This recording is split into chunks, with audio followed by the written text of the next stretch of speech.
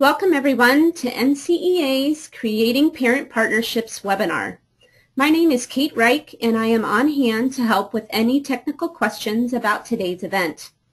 I do have some housekeeping matters to share with you. Please know that all of your microphone connections with today's webinar have been muted. During the presentation, you may ask questions or provide comments for the presenter by using the chat and/or question functions located in the GoToWebinar panel on the right side of your screen. To use these functions, click on the chat or question bubble and then click into the blank box area and enter your question using your keyboard. Then click Send. The webinar presentation will run for 45 minutes or so, leaving some time at the end for the presenter to answer any questions that you've provided. You will be asked to complete a brief evaluation about this webinar later today, and your feedback is greatly appreciated. Lastly, this webinar is being recorded, and you will all receive a copy of the final recorded presentation, which we will email to you once that file is available. Now I'm very happy to introduce Dr. Patricia McCormack, who is the Director of the IHM Office of Formative Support, and she is today's webinar presenter. We've enjoyed her time previously, and we welcome her back to the NCEA webinar program. Welcome. Well, thank you very much, Kate, and welcome, teachers. Thank you for coming to share a little bit of time with me at the end of a very busy day. I presume that the reason you are at this particular website on this particular day is because of your interest in the parenting piece. And so in 45 minutes time, I hope to give you some guidelines, some shot in the arm, some validation for what you're doing. The title is Creating Parent Partnerships. We would want to do that anyway, the gospel calls us to it, but just a little bit of history. Since Vatican Council II, our role as teachers has increased in the life of the parent. Vatican Council called us to be helpmates, but in a little bit of time that moved on to being called the educational arm of the church, to assuming the fundamental leadership in providing adult education, to providing for the complete formation of pupils, being an expert in transmitting culture. Are you tired yet hearing all that you are? Preparing parents for their work in education, evangelizing, preparing parents for their vocation, and fostering initiatives that encourage parent partnership. Our role has just increased. Parents today, for a variety of reasons, many parents feel hung out to dry. Many feel that they are alone in their venture. In days gone by, there were neighbors that would talk. Family was tight. They saw family often. They had input from many. But today in our culture, many parents feel that they're going alone. And all the more reason they need us to be partners.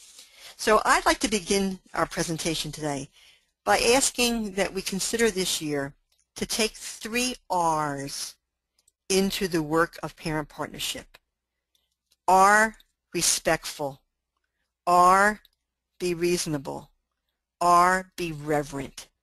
Respectful, reasonable, and reverent to honor the parent who entrusts their child to us. Oh, Kate, my slide is not moving on. Oh, yes, it is.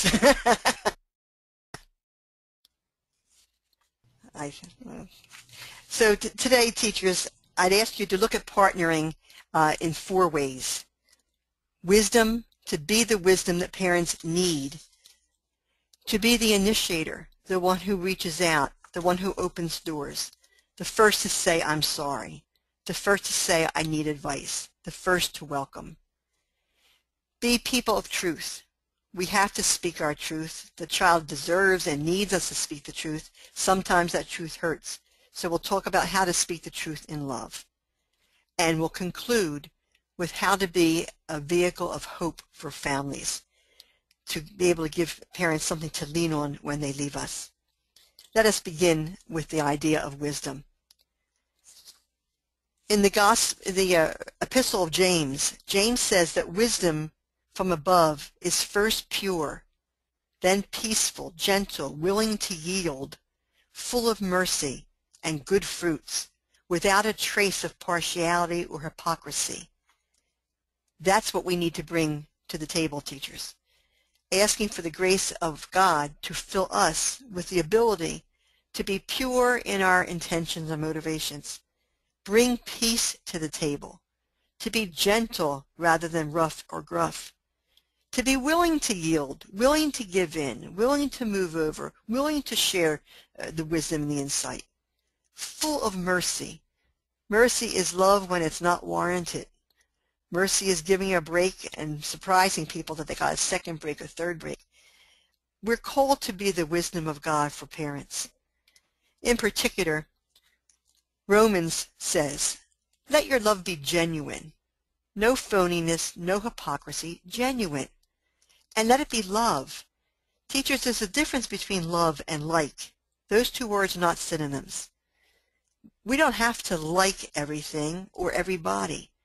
Certainly I don't like it if someone is speaking about me behind my back or out during carpool duty or whispering down the lane, or when a parent says to me, I thought you would want to know that the other parents are saying. Certainly I don't like that. You don't like that. But in wisdom, we're called to love. And love means regardless of how you may be treating me, I will try with the grace of God to treat you with respect, call you by name, look you in the eye, initiate a hello or a smile, invite you in, ask your advice. Romans calls us to be genuine in loving and not to be overcome by evil. Evil really means anything that resists the will of God, anything that frustrates the will of God. So what is the will of God? No matter what specific name gets put to it, the bottom line to the answer is the will of God is life to the full. God wills life for every one of us and through us to everyone else.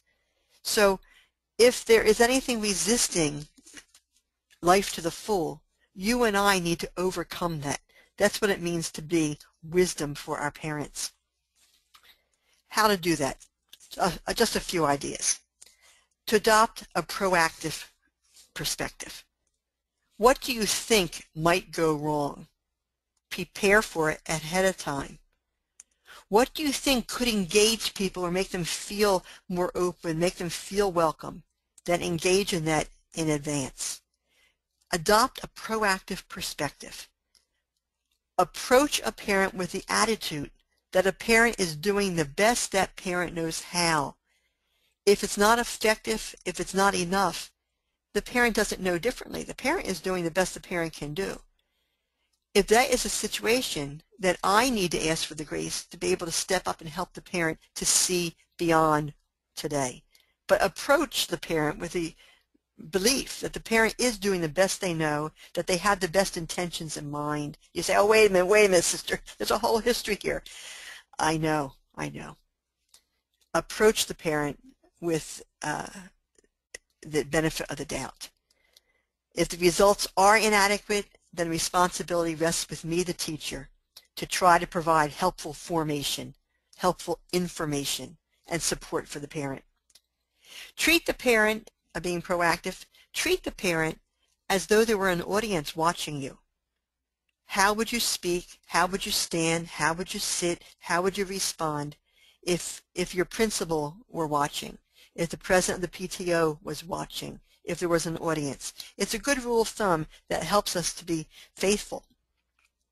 Prayerfully prepare a script or automatic responses that you can use on occasions with parents, such as, I value the perspective you shared. I will need time to reflect on it. This is new information to me. Adopt your own one-liners. I call them one-liners, and I call it a spiritual pocket. I put one-liners in my spiritual pocket.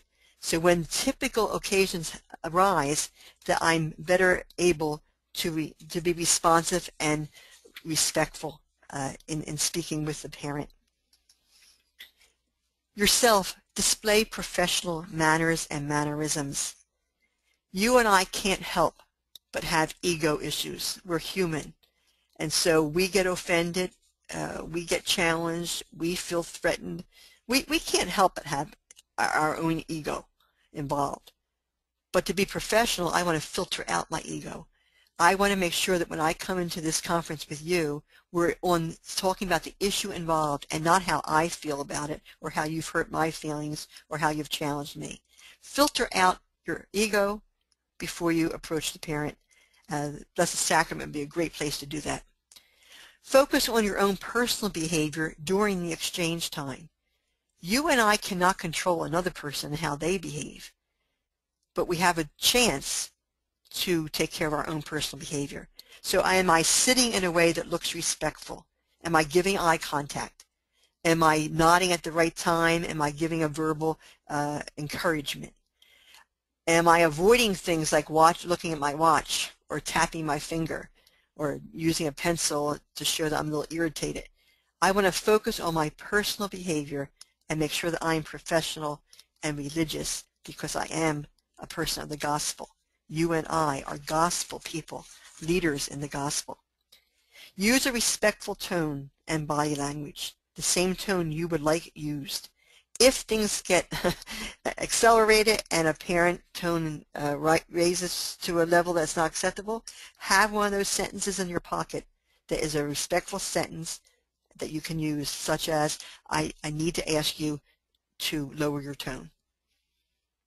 And if it continues, I need to ask you to lower your tone, and if you cannot, it's better for us to reschedule. Be prepared with a respectful sentence that you can support, but you and I need to be respectful in our tone and our body language. Again, think imaginary audience. Let it direct how you will be reacting and not reacting, but responding in a situation. Convey quiet confidence. Your stomach may be churning. You may be in a knot. You may even have to be wearing a turtleneck so that the red of your neck doesn't show.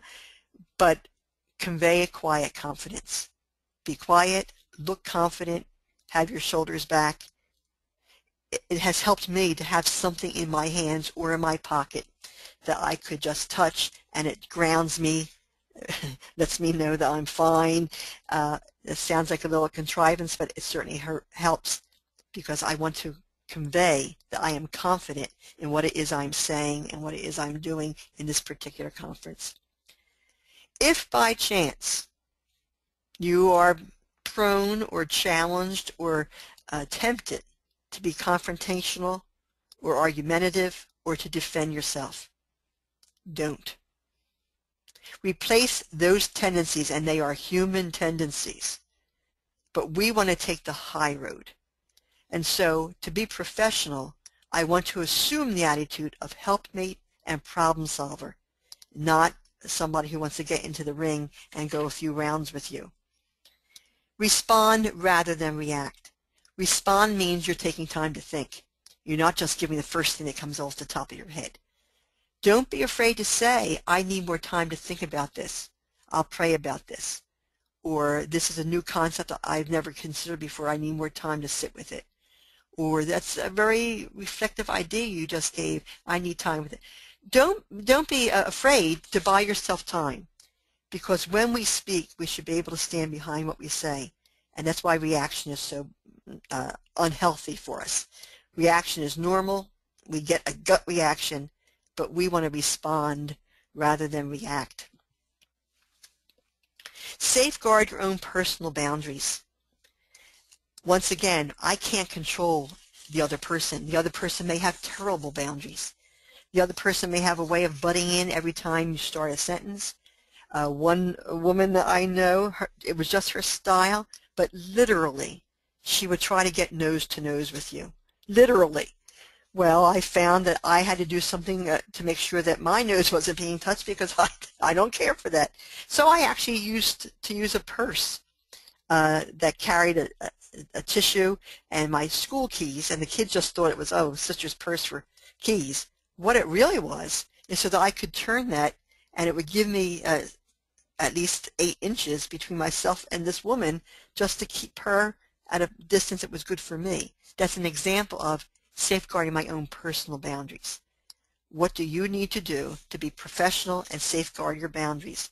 People should not be calling your home. They should not be dropping in. What are your boundaries? How do you communicate them effectively? simply, quietly. We could talk much more about wisdom, and I'd love to have you back and forth in that conversation.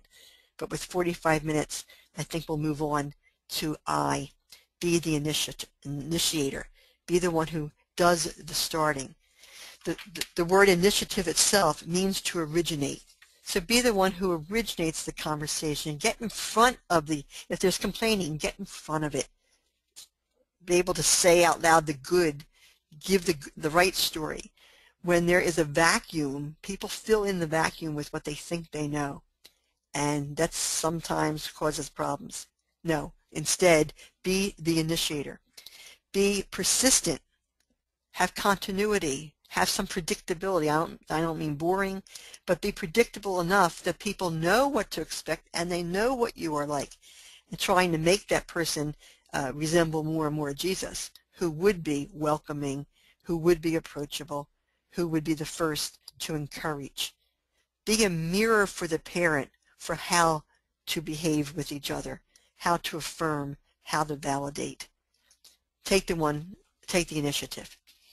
Before Pope Francis was elected Pope, while he was still Cardinal, he spoke to his own priests one day and shared with them some of the typical ways that we are relating to people, and ended it up by saying that Jesus teaches us another way. Jesus teaches us, go out. I think that's the same as being the initiator. Go out and meet the parent. Go out, reach out, share your testimony, interact, ask help, involve, engage. Go out. Sometimes it appears that we are a mighty fortress and we're impenetrable.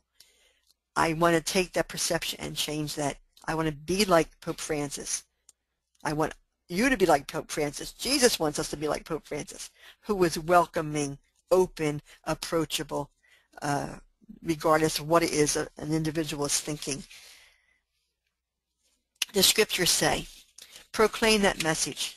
Be persistent in good times and bad, whether it's easy or whether it's hard. Convince, correct when necessary, encourage with the utmost patience. The root for patience means the word suffering. You and I do suffer as we try to be this person for our parents and for our students. It's part of the cross that we carry. Be patient in teaching. Keep trying. There's an old saying, if you throw enough mud, some will stick. Well, the mud that we're throwing is evangelism. We're throwing the mud of what love is versus what like is. We're throwing the mud of respecting and being responsive to people. So create a rapport as soon as possible. If we had not yet begun school when we were having this webinar, I would have encouraged you to send some kind of a blurb or communication out to the families before school, introducing yourself to them, telling them some of the highlights of what you're hoping for this year. Again, if we leave a void, people fill in the void with what they think. So we can get ahead of that by building a rapport and then feed that throughout the year. This little note home, this comment, newsletter, maybe the students get together and put something. Put out there what you want the parents to know, what you want them to be talking about. Get it out there ahead of time. If you're going to speak with several different parents about one particular issue, a suggestion that has helped in my life is to actually create a script. Now, I don't mean that I just read the script, but I stick to the script so that each of the parents involved in this particular issue are getting the same story in the same way. Consider that. It's a way of keeping rapport positive, upbeat, and that you can always refer back to what really was said. After you've had conversation with parent, whether positive or negative, follow up. It doesn't have to be a long letter, but particularly if there was upset going on in the conversation, it's so healing for the parent to receive a note from us saying, I've continued to pray for you since our interview of such and such a date. Or I'm placing the issues we talked about, I've placed before the Blessed Sacrament. I hope all is well for you today. Some follow-up. Or I've taken your suggestions to a team of teachers and we are studying it to see if there's a way we can apply your advice. If not this report card period, maybe next one. Some kind of a follow-up that lets a person know that they were heard and that you cared. Be personable. Smile. Make eye contact. It's not a good thing when people, when the key person is looking away or looking at the corner or looking down or looking up during a conversation. Eye contact is very important, and a smile goes a long way. There's an old saying that a smile is like a picnic. No, a smile is like potato salad. Spread it around and you have a picnic. A smile goes a long way.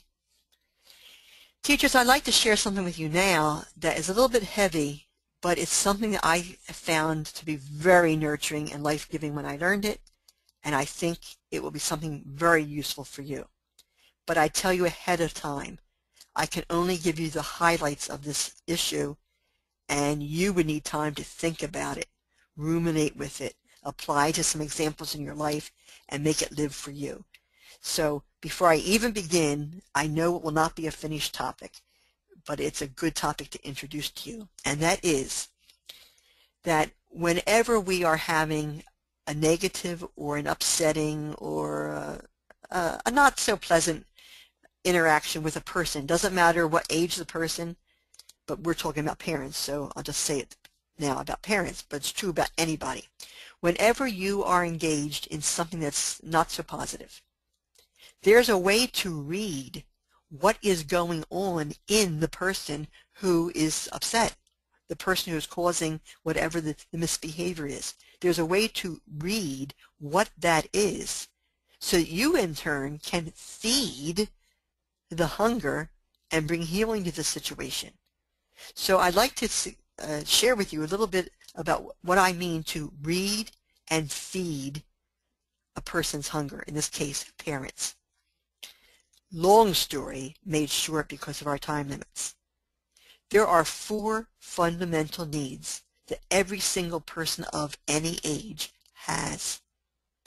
They are God-given needs. They're meant to be fed. They're meant to be nourished. They're meant to have the people in our lives help to nourish them, and as soon as we are mature enough to understand them, to nourish them for ourselves. Those 4 needs are to be loved, to be in control of yourself, to be treated respectfully, justly, and fairly, and to be competent or relied upon or needed. Every one of us, every child in your classroom, every parent you'll deal with, has those 4 needs. If the need is in good place, there's not an upset. Things are going fine, the world's moving on, you go to sleep tonight very nicely. But if one of those needs is not in good place in the person acts out in a negative way. Now, look at my yellow boxes. Follow along with the yellow boxes on this page, because it's going to let you know how to know what it is going on in the person. We can't know by the behavior, because the behavior can be done for any of those 4 reasons. You will know which reason if you pay attention to your own instinct, to your own gut. At the time of the upset, what are you feeling? It will be a hint as to what is happening inside the parent. So, the first one, if you are feeling annoyed and bothered, you're not angry, you're just annoyed. You feel like saying, oh, give it up. Or are you at it again? Or oh, you're such a bother. Or you're so needy. If that's the way you're feeling, that's called annoyed. If you are annoyed, it means the parent is seeking attention. Anytime you're annoyed by a misbehavior, the person doing the misbehavior is looking for attention. That person is not feeling loved enough. They don't feel involved enough. They don't feel they belong enough. Think in particular for new parents to your classroom or to your school. They don't even have a build-up of relationships among the adults yet, so they can feel like an outsider. We all need to be loved. If instead what you feel is anger, maybe you feel like saying, who do you think you are? Or let's get something straight. I'm a professional. I've been trained to do this. I've taught more children than you'll ever think about. No. If you're feeling that way, that's called anger. And if you are feeling anger, it's a sign that what's happening right now is a power struggle. The parent is in need of more power. The parent is in need of more responsibility or independence or being in charge of the situation. And you'll know that because you feel angry. Third, if what you feel is hurt, you feel like, how can you talk to me this way? After all I've done? I don't think there's anybody more interested in the kids than I am. If you feel hurt, you might even be moved to tears. It's a sign that this person was trying to hurt. They were seeking revenge. Oh, by the way, the person doesn't know that they're doing this. This is just happening in the middle of our emotion. But the reality is, the person is seeking revenge because they feel that they or their child are being treated disrespectfully or unjustly or unfairly. And that hurts, so they in turn try to hurt others.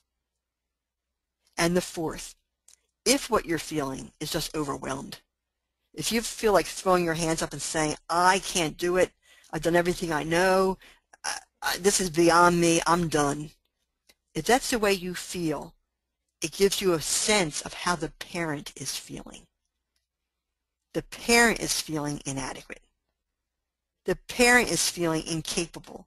The parent is feeling they don't have the skill to do this, and somebody's got to take the fall for it, and you're a pretty good person to take that fall. Teachers, this information is so valuable.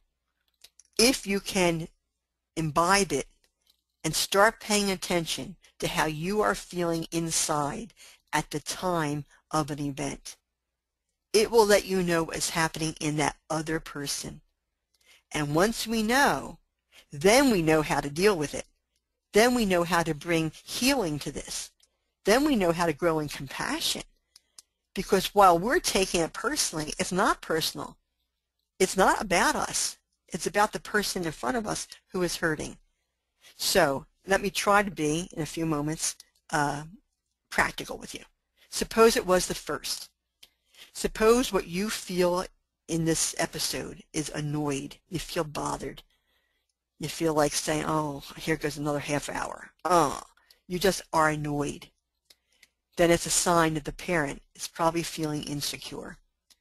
So what do you do when a person's feeling insecure? Try to provide positive attention. Help that parent to have a sense of belonging, or to feel more safe emotionally in what's going on, or physically if that was involved. To feel important to the episode. To recognize their worth and that you think they have worth. So maybe something like this. Mr. V, Joey seems to be a natural leader. Well, now you've just stroked this parent by letting him know that his child is a natural leader, and that probably came from the family, so you're just giving a stroke. You've done a great job of cultivating personal strength in him. Well, now, here's a compliment you've just given. So now a little more security, and more, increasing the sense of importance and worth, and I've done something right. Now, in a positive way, you make your point. Can you help me to motivate him to use his personality skills to bring about unity in the classroom?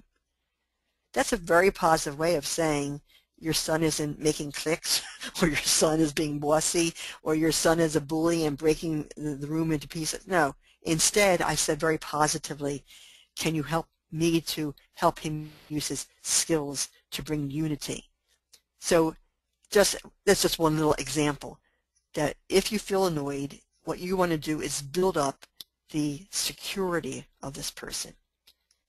If you feel anger, it's a sign that this is a power struggle. The parent wants more control, and perhaps the parent is used to control. Perhaps the parent runs major things in the world and is used to bossing people around, and you're the next one to get bossed. Pay attention to your feeling. If you're feeling anger, this is about control. When it's about control, Be really quick to acknowledge to the parent that you know that they are the primary educator, that they are the expert in this child, that they have been with this child for 8 years, 12 years, whatever many years, and this is your first year with this child. But by the same token, it's not your first year with the age of this child. You have dealt with this age level many years, and therefore you're bringing a broader perspective to it. Seek the opinion of this parent. Ask how she would handle this situation. What advice does she have to offer to this? Or even, would you give it some thought? I really value your input. Would you give it some thought and get back to me in a week or so what you think would be a great follow-up for this? Engage the parent. The parent wants control, so give a positive way that the parent can be having autonomy. For instance, Mrs. J, you are the expert in understanding Rosie, not me. What do you suggest that we do to motivate her to complete assignments on time? Now, you've still made your point. The point is the child's not doing their work, but you've put it in a positive way, and you've engaged this person who needs to have power. You've engaged this person in a positive way using their power. If you feel hurt, I beg you to keep saying to yourself, this is not personal, it's not personal, it's not personal. Don't take the hurt personally. It's easy for us to take it, but don't.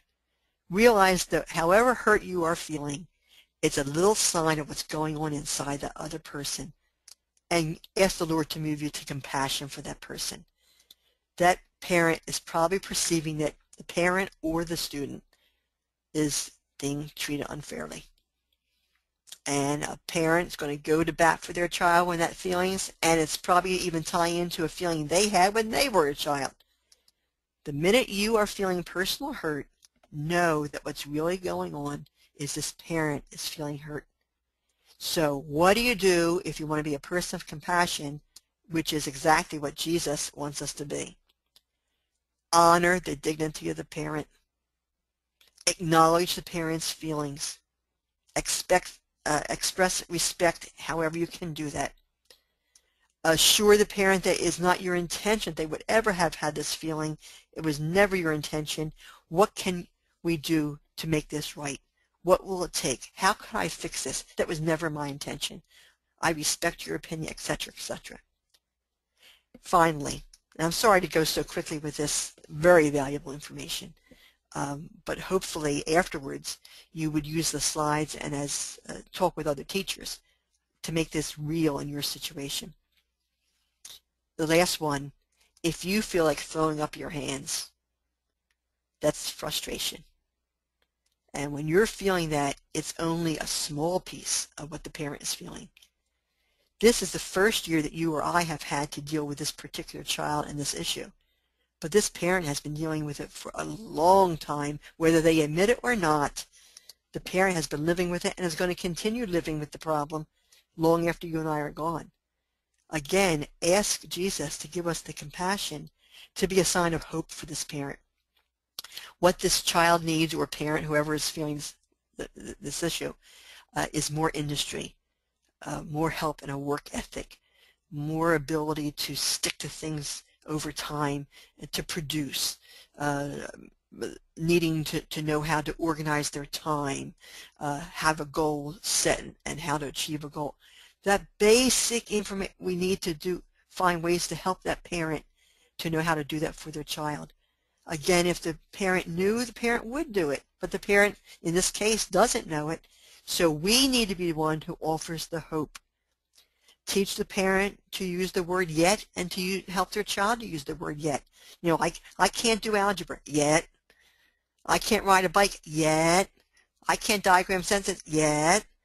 It's the yet, because with practice and trial and skill, we'll help you get there. We want to let the parent know that we understand this frustration and we hope to make a difference this year, and here's how. So give them useful suggestions. I'm going to give you some sources today, and there are many sources. You don't need my sources, but give them some useful suggestions that they could go home with a take-home that could help them out. Parents were very clear in my research that they want our help, but they do not want multiple meetings. They do not want big books. So what's left? Little newsletters or little blurbs. Be the one who gives hope. Now, that's a lot. I'd like to give you just a little bit of time because we don't have a lot of time. But maybe this could be the model for what you would do with other teachers after this session is over or sometime during this year. Would you take time to reflect, and if you would care to share, share, upon one experience that wasn't so pleasant? Try to go back to the experience. Try to recall it as it was. How did you feel at the time? You may feel differently today, so we can't go by today's feeling. It goes by how were you feeling at the time. Which of those four? And that's about as much as you could do in this little bit of time. So what I want to do is show you the slide again. Come up with one instance that wasn't so pleasant. I'll give you really just 2 minutes, but 2 minutes of silence from me. Which of these four was most operative? And you might say, oh, wait, they were all involved. That's really possible, especially if you have history with this person. And if that's the case, which one is topmost? Which one would, if you have to come down on one of them, which one is the way you felt most? Now I'm going to just stop speaking and give you an opportunity just to think about that for only 2 minutes.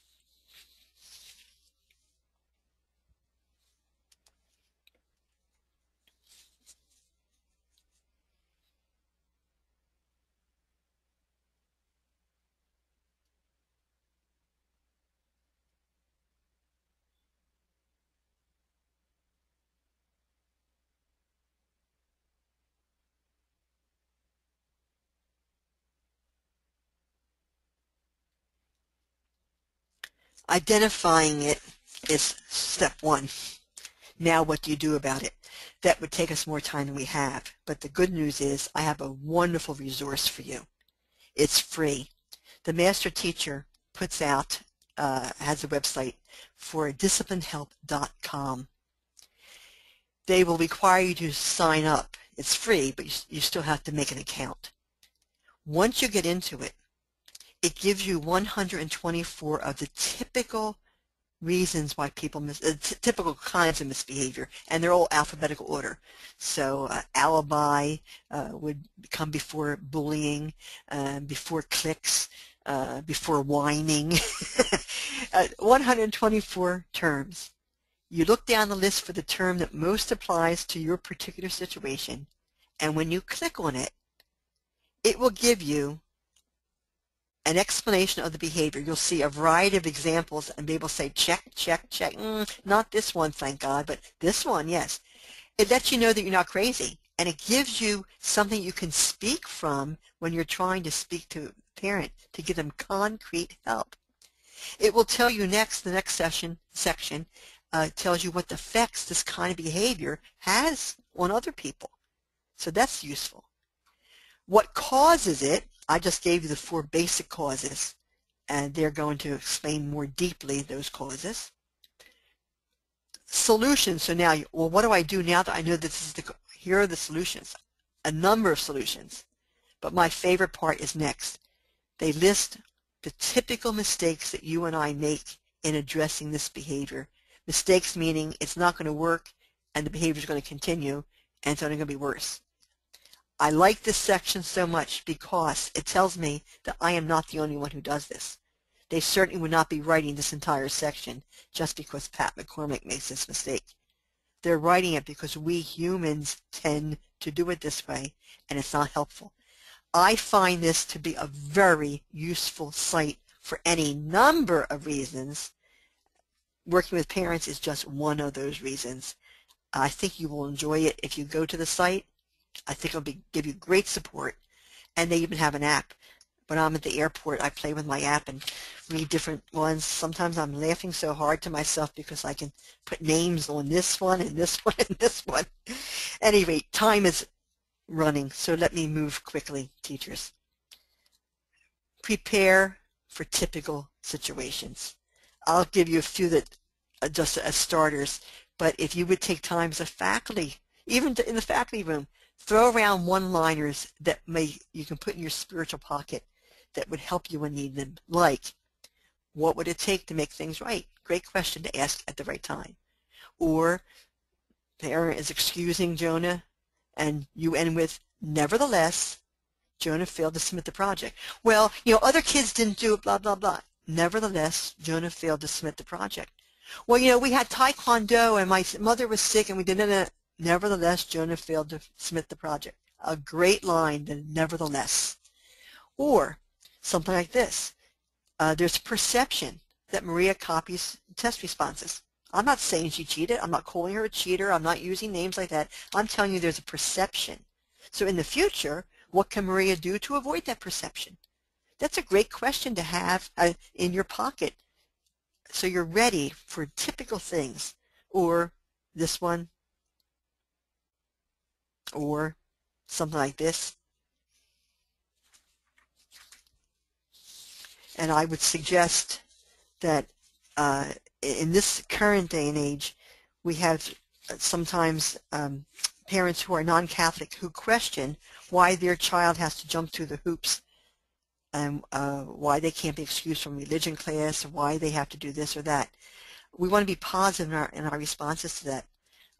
And again, get your own one-liner so you're ready. But I was thinking in preparation for this, something, if the person is a sports person, saying, well, you know sports. Suppose you won tickets to go for a week to a baseball camp for the Phillies, but you really are a Dodgers fan. So you went to the Phillies. Would you expect them to be giving you the plays of the Dodgers? No. You'd be there to learn the Phillies. You don't have to agree with them. You don't have to use that plan, but that's what it is. Or by the same token, if you went to a foreign country, you would take advantage of the opportunity to learn the culture of others. It doesn't mean you're going to buy that culture. It doesn't mean you're going to live it yourself, but it's a great chance to expand, so your child is expanding. And the bottom line is, what the Catholic school is doing is presenting Christ Jesus. And Jesus' values include things like justice, love versus like, reconciliation, redemption, and I know that they're the things that you want for your child too. Have a positive approach. Think about it in advance so you have your own positive input to give to parents. We are always forming and informing. Speak the truth, but speak it with love. And what do I mean by that? Don't try to hurt. Don't try to sting. Remove the sting. Any tone in my voice that would make a person feel put down, I want that tone not to be in my voice.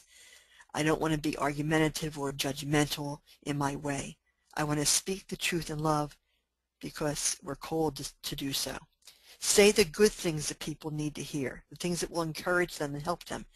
Now, you and I are in a position that we do have news sometimes that we have to give that they don't want to hear. But I want to speak it in a way that makes it most likely that they can hear and therefore grow. The goal for Jesus was conversion of heart. So I want to speak in a way that can help you to convert your heart.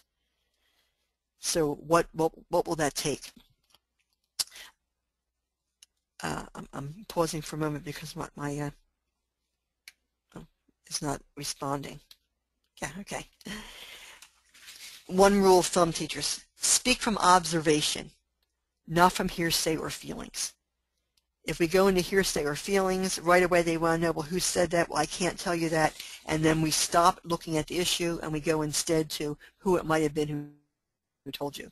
That is counterproductive. That is not useful. It is not healthy. So speak from observation. If you do know it from hearsay, then go do your own homework. Plant yourself where you need to be so you can get your own observation and therefore speak from your own observation. Speak directly, withhold the sting. Have the attitude, maybe even say the words, I'm sharing this with you because I've asked myself, if the situation were reversed, would I want to know this information? And the answer is yes. Therefore, out of respect for you, I need to share that such and such and such. That what has to be my attitude, and maybe actually even my words. Ephesians, again, speak the truth in love. Richard Rohr says, put yourself through 3 tests before you decide to speak a word that is hard to hear. Test 1, is it true? Meaning, is this true for everyone? Is this a principle of the gospel?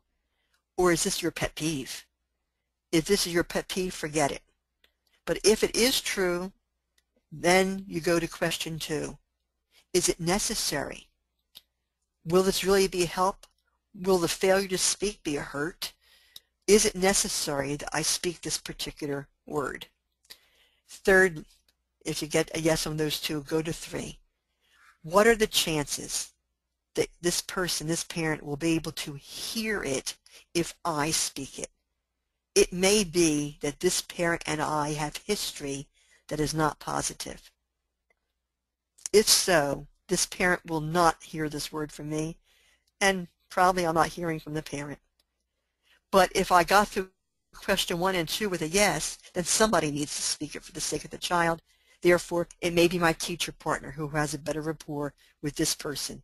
It may be I need to engage the vice principal or the principal or a teacher they knew that they had a good rapport with from some other time. Because if it is true and if it is necessary, someone has to speak it. But if your way is not the way that will be heard, then someone else has to be the person. It's been suggested this is just another way of looking at it, the think method. And you can read that to yourself, so I won't repeat those words to you. Demonstrate an A+ approach. I can't take credit for this. What I'm going to share right now comes from Todd Whitaker, who wrote a book on dealing with difficult parents. And his A+s are worth us looking at. So very briefly, appreciate. Whenever possible, say thank you. Voice what you appreciate about the parent. And if they brought an issue to you or should have brought it directly to you, tell them that you appreciate that they brought it directly to you instead of out to the carpool or to other parents. Affirm, whenever possible, affirm their effort and affirm that the parent was being rational in this and their understanding manner, how much you appreciate it. It makes it so much easier for you to hear this criticism, etc., etc. Affirm. Acknowledge the parent feeling, because feelings just are. They're not right or wrong, they just are. Acknowledge their feeling. Avoid becoming defensive. You're not there to defend.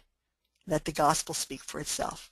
We present our information, but don't defend. It will go nowhere. Assume positive intentions. Assume that the parent has good motivation. And if wrong has been done, admit it. Say you're sorry. It's great modeling for the parent, and it shows that we have the security to be able to acknowledge when we're wrong. And if we're not exactly wrong, or not wrong at all, don't be afraid to say something like, I'm really sorry that we've had this misunderstanding, or I'm sorry I ever got to this point. I hope that this will not be repeated. Be big enough to be the one who leads an apology. And conclude with hope. Be a source of hope for parents, especially if the parent has a child with learning difficulties or behavioral difficulties. They need the hope, all the hope we can give them. Paul reminded us that suffering can produce endurance and that character, and from there hope. Well, you and I both know that's an if, because we can become bitter or better by our suffering. It doesn't just automatically happen. So we want to encourage the parent to know that this suffering can be leading us. We're going to learn from it. Adopt an attitude that improvement is what we're looking for, not perfection. A step in the right direction is a step. Let's honor that and celebrate it. Facilitate a culture of hope. Give out literature to the parents that will help them. And expose them to some of the examples in our life of people who had difficulties and were able to not overcome them, but make a major difference in our world, like Einstein, like Edison, who was sent home from school with a note that he was too stupid to learn, keep him home. Well, he proved that wasn't so. How about Da Vinci? Help them to know that there are others who have had some of the difficulties that this child is experiencing, and with the help of all of us together, working together, we can become great. God's grace is there available to all of us, and I'm here as your teacher to work with you and to help you through this. Give them some examples. I'll give you one more. And time is really running out, so let me say, provide them with whatever hope you can. Foster the dignity of the parent and the child. All of us were created in God's image. All are valued and loved. We all make mistakes. We're also all treasures to be uncovered and discovered. Trust that God, who began the good work in you and in that parent, will see it to completion. There is help available in many sources. I'll just mention mine. A book of 40 newsletters to parents, only one page, 2 sides, to help a parent with these issues. If you get the right page for the right parent, if it's helpful, tell them you have more and you can send it to them. That same information is available in Spanish if you are a school that has a need for bilingual. I have some audio CDs available on self-esteem, the core of all of our work. Misbehavior, which is connects with the needs that I was talking about tonight and nurturing those needs, and one for the middle school students who are so extra special in my heart. For you teachers, 2 books with the NCEA that could be of help to you. I remain a help. If I can help you in any way, please feel free to be in touch. My email is available to you. The website is available. There are about 120 articles there already formatted that you can just take off and send home or have for the parent you need. Help is available, but we are running out of time, so I must come to a conclusion in case you had input or questions. If I can help you at all, please be in touch. Okay. There is one question. It's sort of a unique question. You talked about dealing with a parent or parents who may be not necessarily as involved in or desirous of creating a parent partnership. But what recommendation could you offer for folks who work with parents who are divorced or who may not be on the same page? Well, please try, with the grace of God, extra special compassion. Mm-hmm. The first thing I say to parents in that situation is, hard as it is for the divorce, it's still now one parent making a decision for children as opposed to 2 fighting over it. And a child can make out very well, a child makes out well with consistency, continuity, and predictability. And so hard as it is to go it alone, there's an extra grace to be able to be the one voice. How to work together. Working together was not their strong point, hence there is a separation or divorce. But to help the parent to know that all the more they have to work out for the child's sake the same basics that are going to happen for the child. I actually have a really good resource. I'm looking at it right now, but I can't get up and get it. If that person would write to me, I'd be glad to send. I've got a great resource on helping in the case of divorce. Okay.